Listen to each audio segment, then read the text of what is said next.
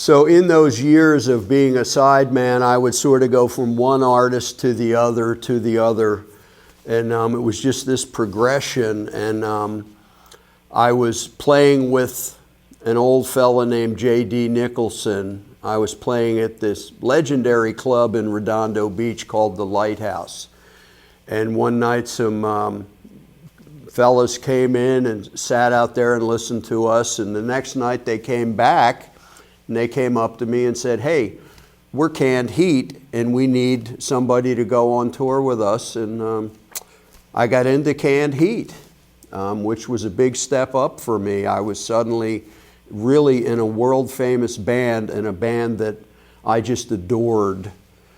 You know, I was 18 years old and I was one of the kids sitting in the mud at Woodstock. I was there, and one of my great memories of that festival was the set that Canned Heat played. And so to get into that band to me was like a dream come true.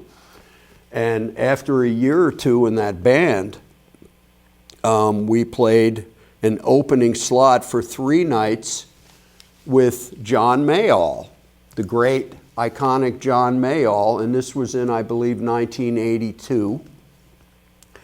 John had the original Bluesbreakers back together. He had Mick Taylor from the Stones, he had John McVie from Fleetwood Mac, and on drums he had the great Mr. Colin Allen. We did 3 shows opening up for them, and John and I hit it off and became friends.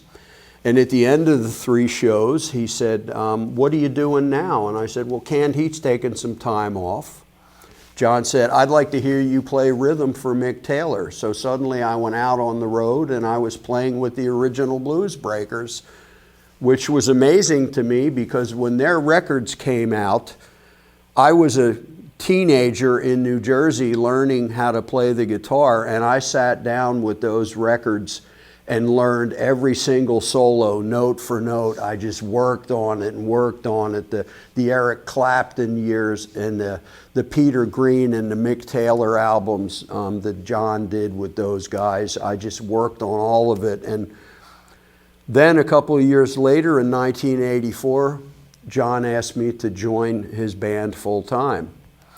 And the first night that I went out on stage with John and we were going to play all the songs that were on the Eric Clapton Bluesbreakers album, I came out on stage and I played all the solos, note for note, Eric Clapton solos, right off the record. And I thought that's what John wanted.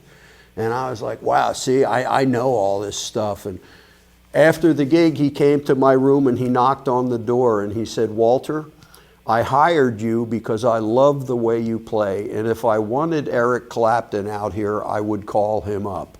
So I want you to feel free to play these songs the way you do. Add your take to it, add your feel to it, take it somewhere else. You're free." And that freed me that night, and it really turned me into a much better guitar player because I was free to experiment and free to try new things and go new places with these songs. And I grew at a rapid pace as a guitarist doing that. But I do need to say, after he freed me and I started just really going, after a month or 2 on the road, he came to me one night and he said, "Walter, how can I put this? Once in a while, just take your hand off the neck." You know, he wanted me to leave a space now and then because I was having a ball. I was just going. So those years with Mr. Mayall were very, very important in my development as an artist, as a guitarist. He would also let me sing.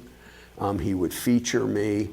And my debt, both musically and personally, to Mr. Mayall is something that I can't even express. My love and respect for the man. 4.5 years playing guitar for John Mayall is just an amazing, amazing experience. It was like going to a university of the blues. So thank you, John Mayall.